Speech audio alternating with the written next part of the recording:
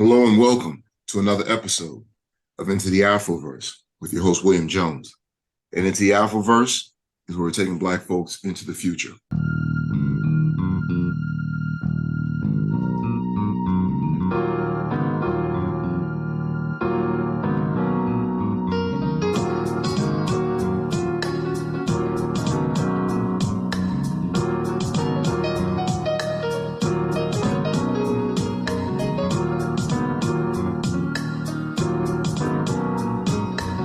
If you were listening to our last episode, we were visited by Mr. David White of Tomorrow's Bio Today, a company started back in 2018. He was talking about this amazing technology that basically came to him in the form of a dream called the SciCam. And we're looking at the implications for this technology for both humans and animals. And essentially, and he'll correct me if I'm not describing this correctly, this is, as he described it, a tablet-shaped device which can be ingested by animals and can go into their insides and be able to get like a picture of their health, so to speak, to determine whether or not they're healthy, whether or not they're ready to be eaten, processed, and things of that nature. I don't know if I'm doing it justice, so I'm gonna have Mr. David White come back on and re-explain this piece of technology. And with that, I'd like to welcome back Mr. David White. How you doing today? I'm doing well. Thank you for having me back. It was great to speak to you the first time. It's great to speak to you again. You basically hit the nail on the head. So what it is it's an ingestible camera tablet, and what that does is there's a camera sensor and lens on the front, and as it passes through the GI tract, it's going to start capturing images. And so what the GI tract does is when you swallow it and it goes into the stomach, after it passes through the stomach, it begins to go through the large intestine and the rest of the colon.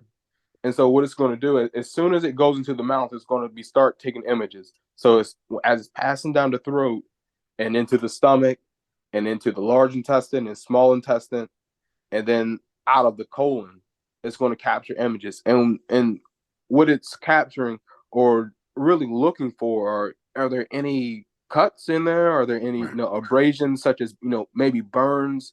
And you can get burns from if the cow had like indigestion or something like that, and the stomach acid was forced up, it could actually burn parts of the GI tract. Right. And then you could have like I say, cuts, or you could have swelling in certain areas.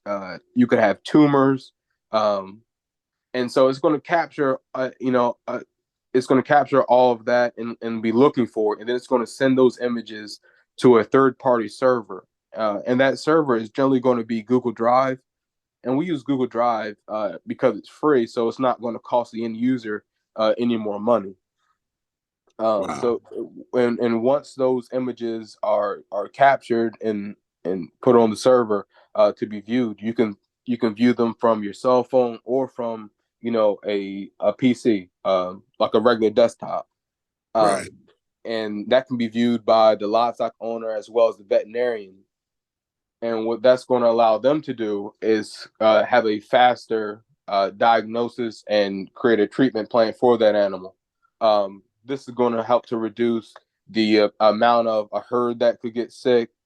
And it would also be useful for like things like racing horses. So like racing, if a horse has to race on Friday, Saturday, and Sunday, and they and you see they have blood in their stool, then you could have one of these. You could have the SciCam flown out to you, and within 6 hours have a diagnosis, or be able to have a diagnosis on that animal and start a treatment plan and determine whether or not that horse could race or not. Wow. Now, the last time we were talking, you were, of course, talking about the potential use for humans in diagnosing the problem and so forth. But I know that you said that may be sometime in the future. In the present, you were talking about working with the farming community. You had mentioned the Black farmers in particular, and I wanted to speak a little bit more about that because for folks that are in the know, if you're looking at these particular stories, there's hardly a week that goes by that there's not some news about, as what they refer to as the plight of the Black farmer. and the challenges that Black farmers in this Right. country are facing. What has been your interactions with Black farming communities, and how are you assisting them? Have they been accepting of it? What's that relationship like? They've actually been extremely receptive and accepting of,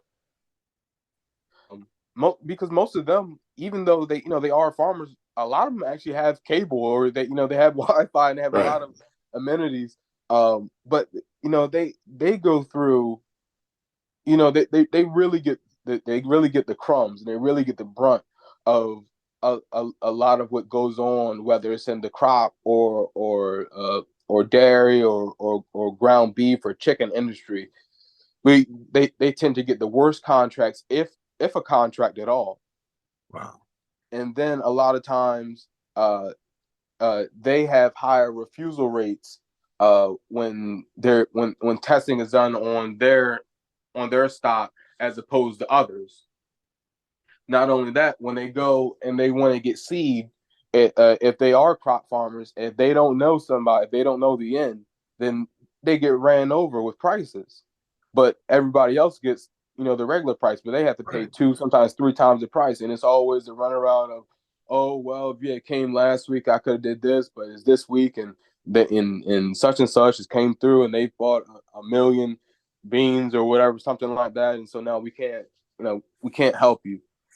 And not only that, I don't know if you're familiar, but there's this fund, and I think it's done by almost every state. It's called the Farmers Rainy Day Fund. Mm-hmm.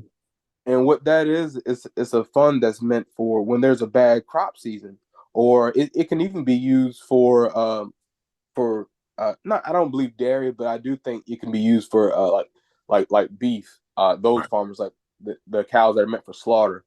Uh, and what happens is, a lot of times their application is either lost, so they have to resubmit it. So now you resubmit it, and what happens? You don't jump back where you should have been in line. You jump back to the bottom. You're pushed to the bottom.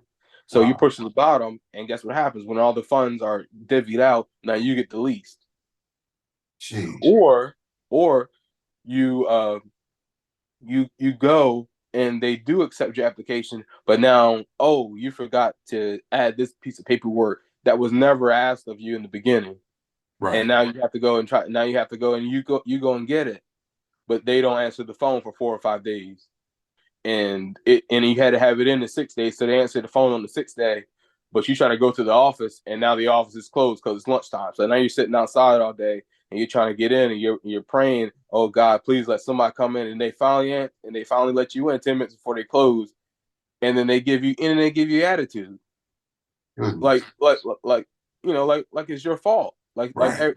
like you purposefully did this when you know you were calling for 5 days, and you know that you sent in everything that they asked for because you knew they were going to double check your application. Goodness. And and in they and your they interactions, I'm sorry, I just want to make sure that we're clear on this. In your interactions with these farmers, these are the stories that you're getting in your work with the farmers. This is what your research has found. Yes, these are the stories I'm getting from the farmers. And to touch on something else, when farmers take their livestock up to auction, Black farmers are getting uh, 500 to $1,000 less for their head of cattle, even if it's the same weight as someone else's. That is tragic. And as I mentioned the last time we were talking, once again, we talk about race and racism in this country, and we go after these overt acts, we go after these popular talking points. Mm-hmm. You know, we're concerned about whether there's Black models on the cover of a particular magazine. We're worrying about, uh, you know, Black coaches in the NFL, for example. But this, which affects all of us on a day-to-day basis, literally our lives, it doesn't get a lot of press. So I'm glad that you're bringing this out. I'm glad you're talking about it here on Into the Afroverse, because more people need to know this story, because we're so quick to say what Black folk aren't doing. We need this, we need that. We Mm-hmm. don't realize we have these things, but we also have this continuance of interference. We're not able to reach our full potential. So thank you once again for bringing that story onto the show. And also with your work, how are you able to, in your way, assist these Black farmers?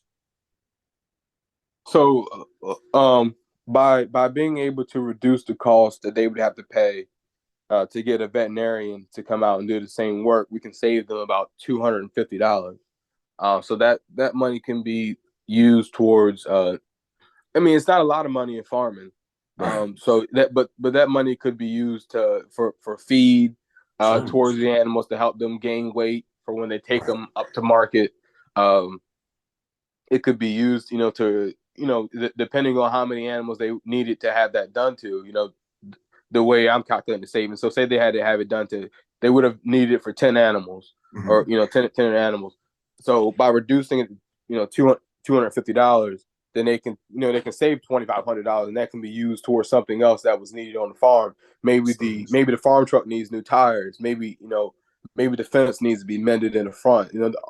There's always a lot of costs for them.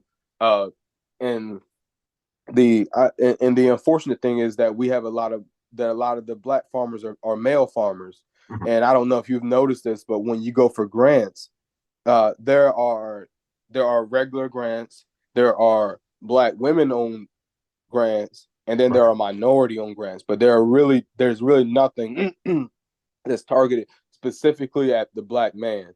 And so when you Same. put it as a minority, that means that anybody else who is not of European descent can then go apply for it. Right. So the And that competition put pool is greater. exactly, so the competition pool is greater, and it does not it does not allow us to really facilitate getting those funds, or as much of the funding as we really need to get where we want to go. Wow. So wow, that's a lot. And like I said, I can't say enough. Thank you for bringing that to our attention.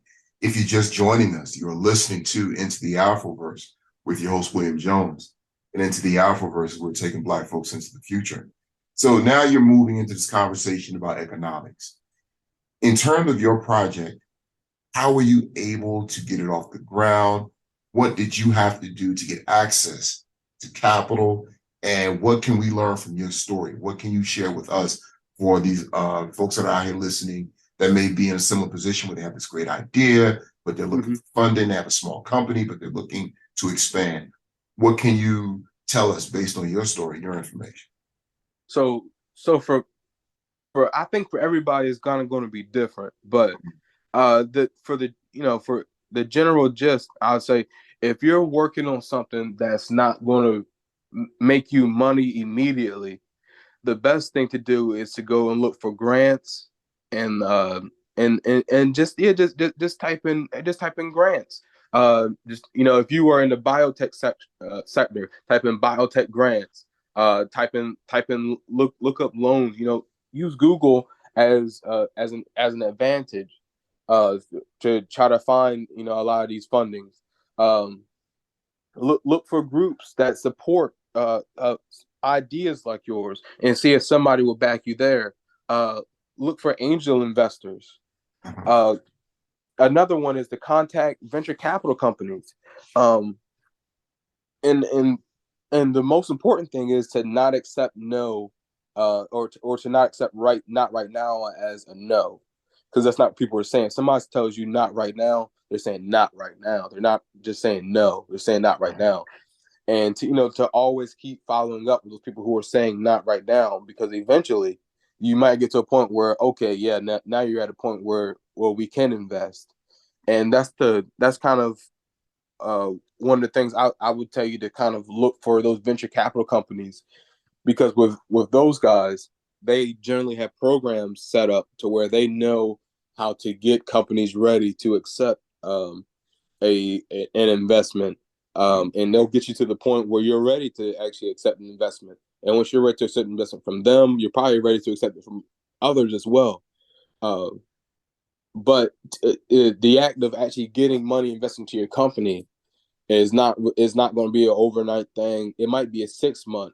For me, it's been a 5 year. I'm just now getting money to the company. But again, this is for people whose businesses are not going to make money right off the bat. So these are probably technology companies or something like that. Now, if you're in now, if your business is going to make money right off the bat, and you're a design company, or you have you come out with a line of furniture, or you have some type of home good or something like that that could be immediately put on the market. I would tell you to look up, look for GoFundMe, look at Indiegogo, uh, look at crowd type. Go to Google and type in crowdfunding websites. Right. And what that'll do is it should bring up a list. There'll probably a lot of them will probably be ads, the first couple, but they are legitimate websites generally. Um, and you can just go look on those websites and see which one would really fit you best as far as raising capital. Um, if you already have capital available to you, maybe you're working and you set aside $5,000-$10,000, then I would tell you that the best position for yourself then is to go to a local bank. I tend when you're starting off to not try to go to the real big guys, Right. because the real big guys, they tend to like work with really big money. Right. But if you can find a smaller bank, a more local bank, a bank that's just going to be basically just as hungry as you are. Maybe they're not a startup bank, but maybe their assets are only about $10 or $12 million as opposed to the $100 billion down the street. Right. Go and ask to speak to a loan manager, and just introduce yourself. Say, hi, I'm such and such. I have this business. I have this amount of capital.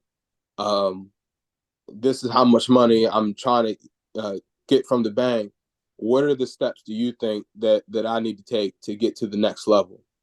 And generally, they'll tell you the next step. They might say something along the lines of, "Well, if you open up an account, then we can look at that with us, because if you bank with us, then that type of thing." And that generally is kind of how it works. When you when you go pull a loan out of a bank, they tend to want you to have money in the bank with them, Right. to kind of invest, because you have money in the bank, so they can use your money that you have in there to let somebody else borrow, type of thing. That's how banks make money. Right. So always look for those things. Um, Also, start with, we call them the three F's: family, friends, and fools. Because those are the people who generally will give you money the fastest. Yeah, Right. grandma, aunt, those family. Go talk to your friends, and then, like, if you know people who just throw away money, just throw away money. If you know a couple fools, ask Right. them to invest in it, and they may. Right. Another source of income I would tell you is, don't look away from the pop-up shops that happen around. And if you have to drive 2 hours to go set up your pop-up shop, Right. then go ahead and save a little bit of money, set up your pop-up shop out there. That way you can test the market, you can see how it is, advertise for it before you go out there. 2 weeks before it goes, you have it out there, advertise for it. So those are a few ways you can kind of try to find some revenue. If you're direct and you're trying to make, if you're going to make money immediately, rather Right. than being a company who's going to go through growth and development, and have to kind of refine what they're making, type thing. Excellent. And I mentioned this last time we spoke, but we actually connected at a networking event. And as I stated before, I would recommend to people to connect with their local, or the state, I should say, chamber of commerce, wherever they live. So whoever's listening, whatever state you're in, if you have an idea, you're looking to meet people, you're looking to expand, I would also add to that list uh, chamber of commerce. They do a great job of connecting people with businesses and so forth. So I would add that as well. Um, with your technology, you mentioned it before, the potential for the use in humans. Has there been any conversation around that? Anyone looking to expand into that market, or right now is it just in the planning stages, if you will? So we currently are not looking to move into that market just yet. Mhm. There are several other competitors in the human market, such as PillCam. They do exist. Um, and there's a couple other ones. I'm sure you've seen the little white box that shows up on TV and a Color Guard. Have you seen the Color Guard Yes, commercial? yes. Yeah, so I'm sure you've seen that. So there are some other competitors. Right now, we are in a market all by ourselves. So we think Wow. that the best thing for us to do is to stay the course and to basically try to gain 100% market share. Um, we know right now that there are more animals in the U.S. than there are people. Right. Um, so we know we can. It'll be it'd be a lot more profitable for us to stay currently in the end market. But what we do hope to at some point in the next 5 maybe 10 years be in the human market and be a good source of endoscopies and colonoscopies for people as an alternative to the traditional method. Excellent. And one more time, how can folks find you? You can find me at tomorrowsbiotoday.com or at tomorrowsbiotoday@gmail.com. Excellent. And the other thing that struck me about your story was the way you went about educating yourself. You didn't go what I guess what many people would view as the traditional route in terms of the way you actually learn how this thing works. This is not you getting a degree in this particular technology. Is that correct? That's correct. One of the things I've learned from my mentors, and I want to say this, preface this with this is not a knock to anyone who has a college degree, Right. because if you want to be a doctor, if you want to be a lawyer, you do need to go out and get a college degree. But one of the things that I was taught by that they said that they kind of regretted was that they spent so much time chasing these college degrees and getting their masters and PhDs and things like that. Because what they learned was what they learned in the classroom, they could have learned in 3 weeks, and in real life. And the way that it's taught in the classroom does not that hardly ever truly applies to the real world. So they really advised me that it's best to actually jump right, especially in the tech industry, because tech is one of those industries where it's less about do you have a degree in computer science and more about are you certified and what projects have you worked on that can prove your skills. And so Right. they really pushed me into saying that it's not all about the degrees and it's not all about what's behind your name. It's about what can you do and prove to me what you can do. And they really drove it home by kind of talking about child prodigies and how we see a kid who's 6 or 7 years old and he's never went to Juilliard or any of the fine art schools or you see a kid in South Africa who finds out a way to make a motorcycle. He's never taken an engineering class. Right. And so what they were proving to me was that if you can do something, then you can do it. You don't need a degree behind you to prove you can do it. And really, really what they were telling me at the time was that it was going to slow me down. They weren't deterring me from going and getting the degree. They were just saying what you think this degree is going to prove, it's not. You're going to still have to go out and prove it anyway. So you're better off going out jumping headfirst into what you're doing and then figuring it out than trying to go sit in the classroom, spend thousands of dollars, and then over 4 years, somebody tells you whether you figured it out or not. Understood. And one more time, remind us, because you mentioned this the last time. How did you go about getting this expertise and this training? So it was a couple things. I used YouTube, so I learned a lot of coding from YouTube. And then I also use Google Coursera. Google Coursera are classes you can take through Google to become certified in a lot of areas, and it only costs about $10 a month. And I believe they generally do a free trial for the first 30 days. And so I was actually able to get certified in about 3 months. So it actually only cost me $20 to get certified. And then I had a friend, a good friend who had who was able to get me into the CompTIA A+ test for free. So that was a blessing. But everybody won't get that. So that would have been $150. But for $170, as opposed to some people having to pay thousands of dollars to go and get a degree in computer science and then go take their CompTIA A+, which is another 150. I didn't make out too bad. Right. No, it sounds like you've done great for yourself. Believe it or not, we are coming up to the end of our segment yet again.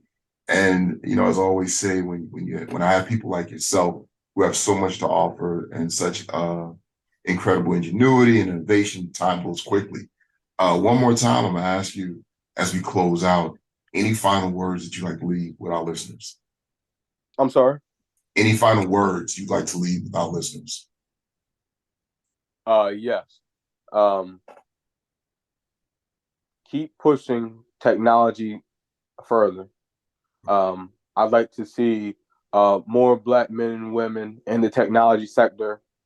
That's where a lot of the capital is going to go, whether we decide to be farmers or whether we decide to be teachers or lawyers. A lot of stuff is going to move heavily into technology.